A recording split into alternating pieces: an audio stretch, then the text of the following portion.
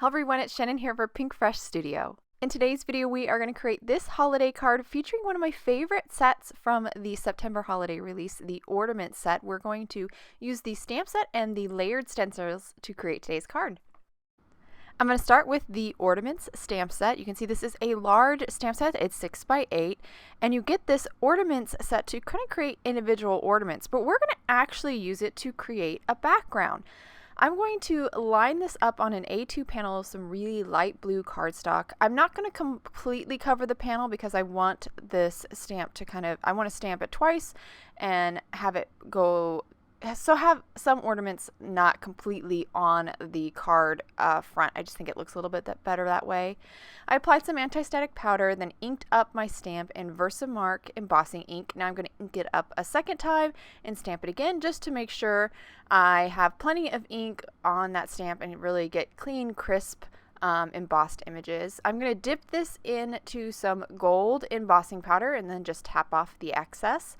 Once I'm done with that, I'll then grab my heat tool and then heat set that embossing powder, and we'll have most of this panel stamped. There's lots of little details we're going to add, but before we do that, we have to stamp those ornaments one more time. So I've repositioned the stamp in my MISTI, again applied some anti-static powder, inked up that last little bit of ornaments that I want to stamp in embossing watermark ink, and then just dipped it into that clear or that gold embossing powder one more time. Now I'll heat set this with my heat tool. If I have any little stray embossing powder, which will happen because we're going to do a lot of heat embossing, I'll use a paintbrush to kind of clean that off or brush off that stray embossing powder.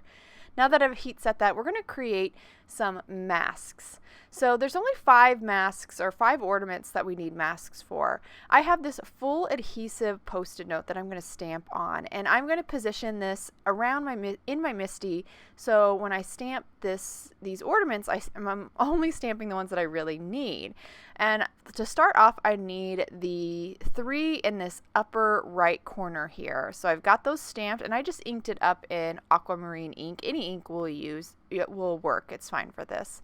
Now I'm going to stamp this longer ornament here, and I know which ones I need masks for just because I looked at my background and I realized what places I'm going to have overlapping when I stamp the strings for the ornaments, which we will do next. And now I'm going to stamp this last ornament here on the right, and now all my ornaments are stamped, and I will fussy cut those out. So here is that stamp set again, and you can see the string here. I'm going to just use the straight string, but there's some really cute detailed ones with little like dots, but I'm going to just stick with the straight line. And I've already cut my masks out, and if you notice, I don't need to completely cut my masks out, just really the bottom portion of the masks is all I need to cut out. And I went ahead and inked up my stamp in embossing watermark ink again, and now I'm just stamping the lines from the tops of the ornaments, in this case all the way up and off the page. And because that sometimes comes in contact with some of my previously stamped ornaments, that's where I'm going to place the mask down. So I've got almost like the first row just about done here. I think I'm going to finish that one up. And now I'm going to remove my masks for those 2 ornaments and then dip this into my gold embossing powder. I do take my time with this, do it kind of section by section, just because if I did it all at once, knowing myself, I would definitely somehow mess up my powder. So I think it's easier just to do it in sections. So now we're going to continue with this process. I'm going to start laying down my masks for the next series of ornaments that I'm going to stamp the strings for.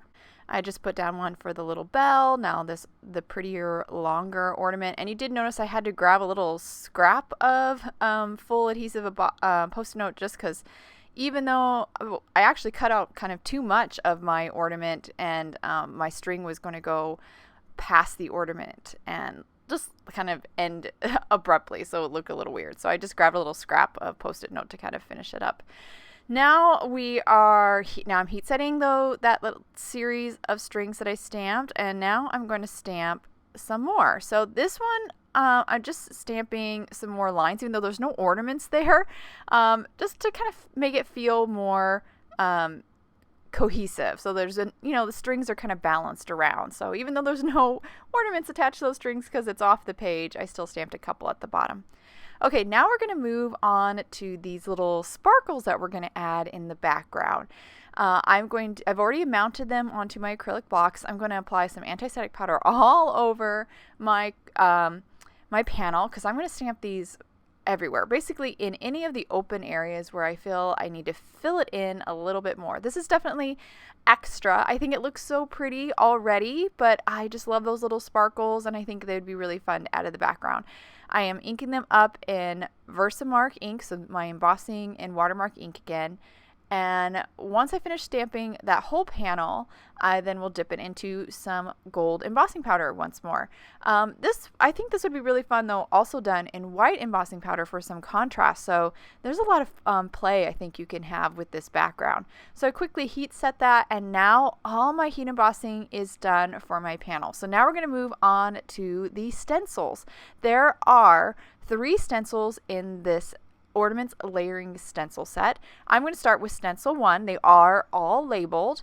I'm going to position it, use a piece of tape to kind of hold it in place, and I'm going to start ink blending with Ocean Breeze here. Now I'm going to ink blend almost all of these ornaments with Ocean Breeze, except for a couple at the bottom. I'm going to change it up with one of the ornaments on the bottom for this stencil layer because I just thought overall I needed a little bit more darker color at the bottom. So I'm actually using Aquamarine here for that bottom left ornament, just for that one. And then I'm going to grab a little bit of Tidal Pool or Tidal Pond to add a little bit of a gradation for that bottom left ornament. And I just did that because I wanted a little bit more of that darker colors down at the bottom of my panel to balance it out. Now I have Marigold here and this tiny blending brush, and I'm just going to quickly ink blend all the tops of the ornaments in this stencil 2 for this Ornaments stencil set. I then used my little towel to kind of clean up that residual yellow ink on the stencil, and now I'm ink blending with Aquamarine, so my medium shade. We started with Ocean Breeze as our light, Aquamarine is our medium shade, and Tidal Pond is our darker. And I ink blend almost all the ornaments again with that Aquamarine except for that bottom left again, which I ink blended with Tidal Pond, and then I also ink blended the bottom right here with Tidal Pond also. Again, just getting some of those darker colors down at the bottom. Now we're on to Stencil 3, and Stencil 3 has one little top here, but I realized once I got the Marigold out that top is actually kind of off the page, so I didn't have to ink blend it. And so now I'm on to Tidal Pond, and I'm ink blending all of these images with Tidal Pond except for the bottom left with that, which I am ink blending with a little bit of Aquamarine.